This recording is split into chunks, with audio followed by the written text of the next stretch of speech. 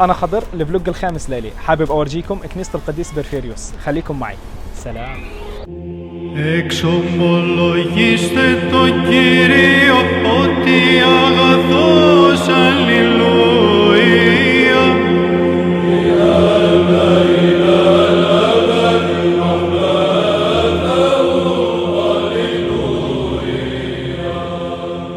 Εξομολογήστε το Θεό.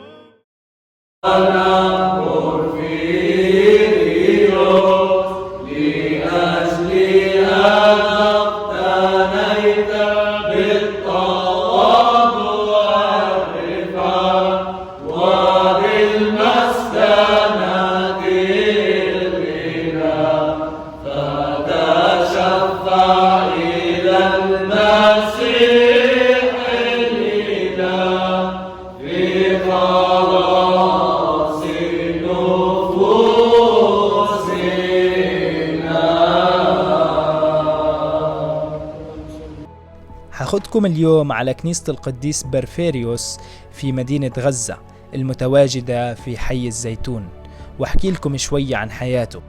انولد القديس برفيريوس أسقف غزة في مدينة تسالونيك من أبوين غنيين، وليترك حياة الغنى ويروح على مصر ليتعلم الحياة الرهبانية في دير الصيق.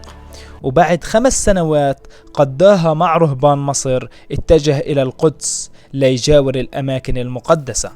وبعد هيك راح على البرية مدة 5 سنوات، ومن كتر صعوبات الحياة والتقشف اللي اتبعه القديس لم يستطيع الاستمرار، وانصاب بمرض في الكبد وليعود على مدينة القدس ليتعرف على الكاتب مرقس اللي عينه شماس بغزة، بعد ما رفض القديس برفيريوس مساعدة الشماس مرقس في درج الجلجلة.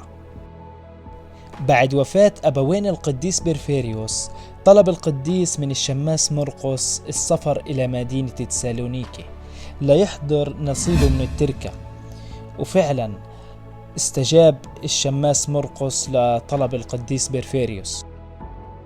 ولما عاد الشماس مرقس مع الورثة والأموال اللي بيحملها من مدينة تسالونيكي، إلا أنه تفاجأ بالقديس برفيريوس بصحته الجيدة وبانبساطه بشفائه وبمعجزته اللي حصلت له بمدينة القدس. ليستغرب الشماس ويسأله عن إيش اللي صار مع القديس، ليجاوبه القديس برفيريوس بتفاصيل المعجزة، واللي هي لما كان القديس برفيريوس متعب في الجلجلة ومرهق، إلا أنه بيسمع صوت يسوع المسيح وهو بيقول للمجرم على يمينه انزل وأقم عبدي، ولينزل ويرفع القديس برفيريوس وينزل بعديها المسيح ويعطيه خشبة الصليب ويحكي له هذه أمانة معك، ليقوم القديس برفيريوس بصحة جيدة ويشفى من مرضه. ليرتسم كاهنا ويعين رئيس أساقفة أورشليم، وكمان رئيس القيامة ومسؤول وحارس لعود صليب يسوع المسيح حتى عام 395 ميلادي. ليتعين القديس برفيريوس أسقفا على مدينة غزة من قبل المتروبوليت قيصرية يوحنا. ليطلب منهم القديس أنه يرافقوا مرقس الكاتب اللي عينوا في غزة شماس، وليرافقهم شخص آخر يدعى باروخ.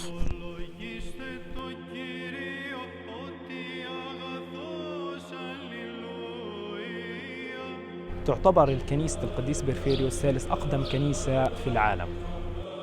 ليستطيع القديس برفيريوس بناء الكنيسة في زمن إمبراطور القسطنطينية أراكاديوس وزوجته أفازوكسيا في العام 402 ميلادي على مساحة 216 متر مربع، وهي رمز للتسامح المسيحي الإسلامي بفلسطين وبغزة خصوصا لإحاطتها بجامع كاتب ولاية.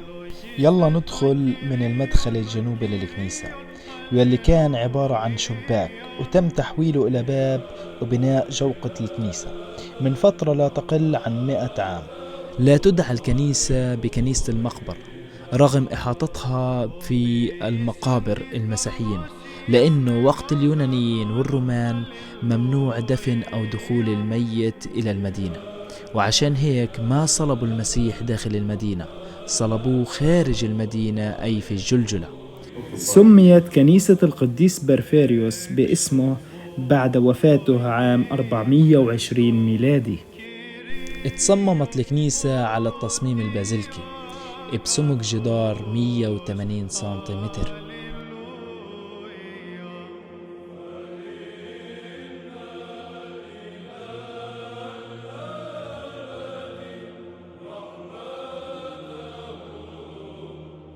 تعالوا ننزل من جوقة الكنيسة ونشوف جرن المعمودية اللي كل مسيحيين غزة من 1600 سنة اتعمدوا في هذا الجرن، واللي عمره من عمر الكنيسة.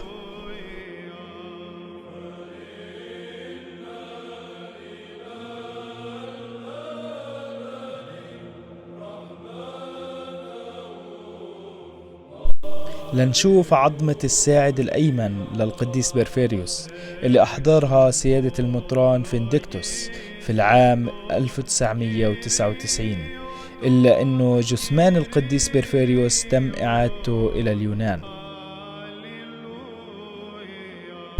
الكنيسة فيها عمودين رخاميين واللي بتقوم عليها الكنيسة، وهم من الطراز الكورنثي.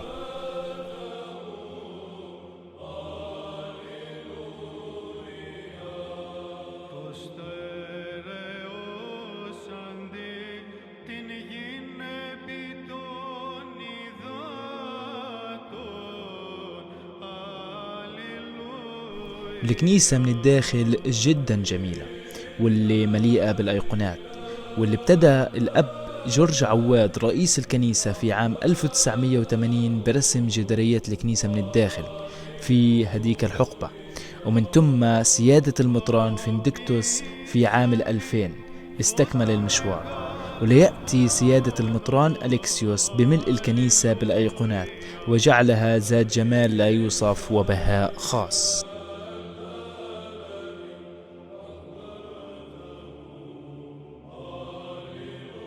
ولا يحضر أيقونة مارجريوس اللي فيه بداخلها جزء من جثمان القديس جورجيوس.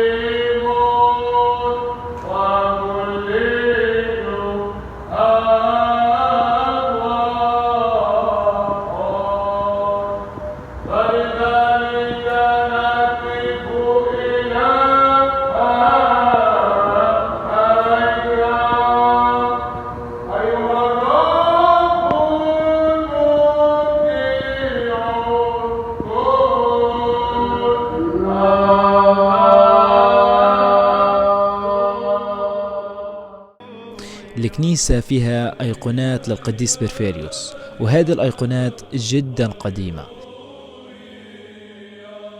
ليحضر سيادة المطران فينديكتوس في العام 2000 أيقونة مريم الأورشليمية، وكمان أحضر الكراسي المزخرفة من اليونان، بالإضافة لإحضاره أيقونة رقاد القديس برفيريوس المتواجدة فوق قبر.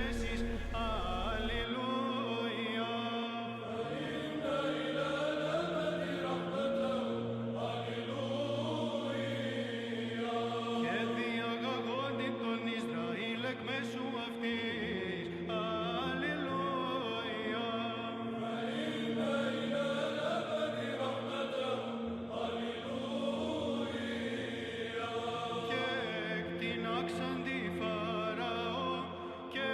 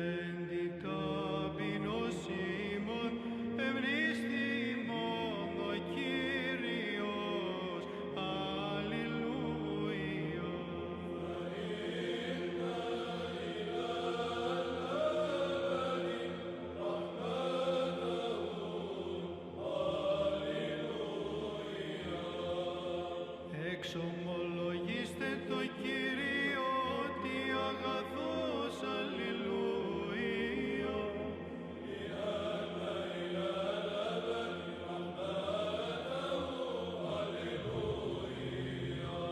Και λυτρώσατο ημάς εκ των εχθρών ημών, αλληλούια.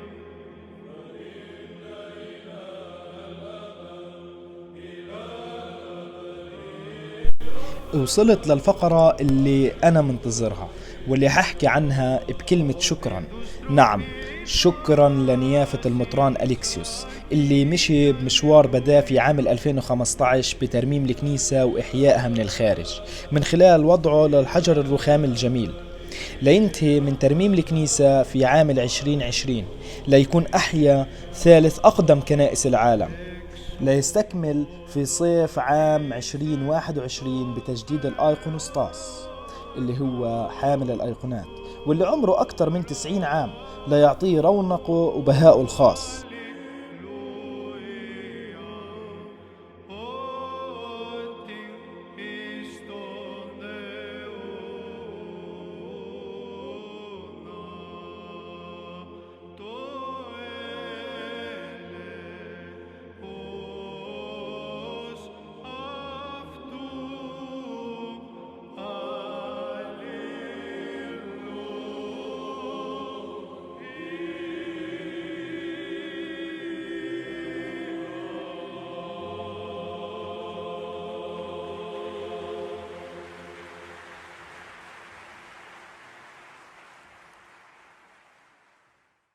هنا بنكون وصلنا لنهاية الفيديو. بتمنى تدعموني وتشتركوا في القناة وتفعلوا جرس التنبيهات، وتحياتي لكم. وكمان شغلة بسيطة، شاركوا الفيديو للأصدقاء والأحباء وأعطونا رأيكم واحكوا لنا شو الأماكن اللي بتحب أصور لكم إياها في غزة. سلام.